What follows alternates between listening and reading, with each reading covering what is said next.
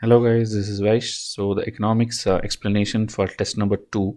Hope you have seen the first test because that is covering all the basic economics, and now we'll do a little bit of advanced economics. Okay, so advanced means it will be application type questions, it will be based on previous year type questions and also current affair oriented, and there are many repeated topics which UPSC keeps asking of banking, and then the inflation, and there are treasury bills. Okay, there are different types of questions which you might find it difficult, so that is why we are doing this explanation series. Okay, so you will have your PDF, keep your PDF open. Okay, question PDF will be there, answer PDF will be there, which has 100 questions each, and we'll try to discuss. There will be some questions which are very straightforward and just for reading you can read it by yourself, but where you need explanation I will try to do. Okay, so the question PDF is this one and the answer PDF is this one. Okay, so if you are doing it as a test, okay, after learning this you can take out this question PDF and then try to mark it yourself, like this is like C or this is like D, and then open the answer PDF and then evaluate it yourself. Okay, because we believe in self evaluation and not the other method which you find in other places. So here if you see the question number 1, okay, which of the following are true about treasury bills? Okay, it has a maturity of less than 1 year, it can be used by banks in SLR, it can be used by banks for repo from RBI. So in this question now, if you see, answer is 1, 2, 3. But before that, I want to tell that now some people, if you are seeing this video as your first video, then you will think like, what is SLR, what is repo, what is maturity? So that is why I tell, please watch the economics text number 1, understand all the basic terms, and then come to this advanced economy test. Okay, because every basic things again, if you start explaining, it will take a long time. Okay, so which are the following are true about treasury bills? All of these are true. So you have to understand what is this bill and how it is used. Okay. So if you see the explanation, I'll read it and then parallelly explain also each statement. So treasury bills was first used in India in 1917. Okay, so it's not a new concept. It is there since even before the independence of India. So treasury bills are issued when the government need money for a shorter period. Okay, it is something which government releases when it needs money for a shorter period. Okay, but while bonds are issued when it needs debt for more than say 5 years, meaning it's like bond only. You know bond, right? Bond like a paper, a security paper, like it releases that paper. So anybody, like if you want, you can buy that bond. That means obviously what? You will give money to the government and then only you will buy that bond. And you will get monthly interest on that, and later when it's like matured, like suppose 5 years is its maturity, you'll give back that paper and tell like, oh, give me back my money, so you'll get that full face value also. So that is how bond works. Okay, normal bond. But this treasury bill is an alternative where government when need money for a shorter period, okay, which is actually less than 1 year. That is the first statement. It has a maturity of less than 1 year. Okay, so within 1 year you will be giving it back and getting back the money. So we'll see whether it's you or whether to whom it is issued. That details we'll see here. Okay, so treasury bills, generally shortened as T-bills, have a maximum maturity of 364 days. Okay, that is less than 1 year. Hence, they are categorized as money market instrument. Okay, money market is what? Money market deals with the funds with a maturity of less than 1 year. That is called money market. So, money market instrument, T-bill is an example of money market instrument. Now, T-bills are issued only by the central government. This is actually a UPSC statement which came in 2018. Okay, I'll show you those statements also at the end of this question. UPSC asked a question actually on T-bills, and that time many people told it's a difficult question, but it was directly solvable from this test series itself. Okay, so now treasury bills are presently issued in 3 maturities, namely 91 day, 182 day and 364 day, meaning there is a 91 day bill, meaning after 91 days it can be redeemed, or 182 days, that is 6 months, or 364 days, that is 1 year. Now treasury bills are zero coupon security. That now this meaning you have to understand, because this is also one thing which UPSC asked. Okay, coupon just means interest. Okay, so zero coupon means pays no interest. Okay, usually there will be an interest, right? But here the concept is a little bit different. Okay, that I'll tell you how it is. Rather, they are issued at a discount at a reduced amount decided based on the market and redeemed, given back money at the face value at maturity. Meaning, example, suppose as I told, bond is what? Bond, like suppose there's a 100 rupee bond, you will buy it for 100 rupees. Okay, and you will pay that 100 rupees to government, and they will give you, maybe if it's 10% interest, they'll keep giving you 10 rupee every month or whenever is the frequency.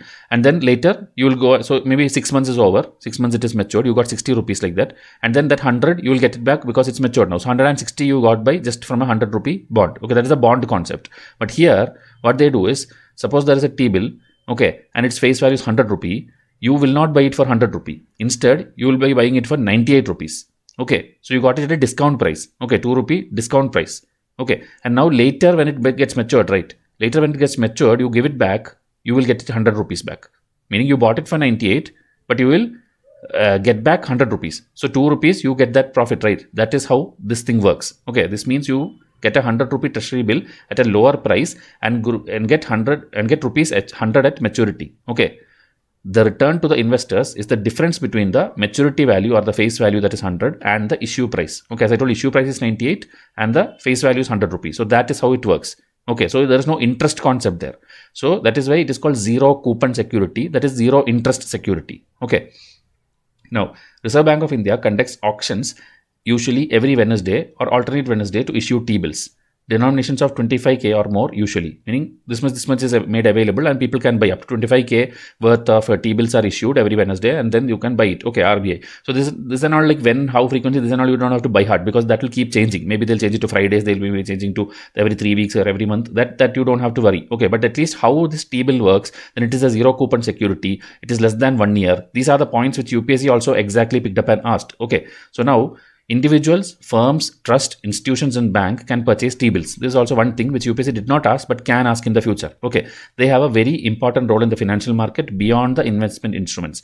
Banks gives treasury bills to the RBI to get money under repo. Okay, similarly, they can keep it as part of SLR also. So if you know repo is what, SLR is what, like repo is what, repurchase option. Okay, meaning if you see banks gives these bills to the RBI, meaning bank, suppose they don't have money and they want money from the RBI, they're going to RBI for borrowing. So RBI will obviously tell like keep some security, keep something as collateral. That time they will give, they have the right to give this treasury bills to RBI as the collateral. Okay. And similarly, they can keep it as SLR. So SLR is also statutory liquidity ratio, which I told in the first test I explained that some portion of their money, right, which bank has, like 20% and all, they have to sometimes keep it in their place without even, like, they cannot lend it out. They cannot give it to customers. They have to keep it safe there. Okay. So that SLR can be kept in the form of cash or gold or even securities. So in that securities also, these treasury bills can be kept. Okay. So that is why if you read the statement, it can be used by banks in SLR. It can be used by banks for repo. So all three statements are true. Hope this question is now understandable, and T-bills also you got the idea. Now next, one more point. There is something called 14-day T-bill. These are issued only to the state government. Okay, meaning here I told you these people can buy T-bills. Okay, but there is something called 14-day T-bill in 14-day quick thing maturity. So that can be issued only to the state government, meaning central government only is issuing, but it is issued to the state government only. Okay, so denomination usually 1 lakh or more is the denomination usually on that. Then ad hoc treasury bills are there, ad hoc T-bills.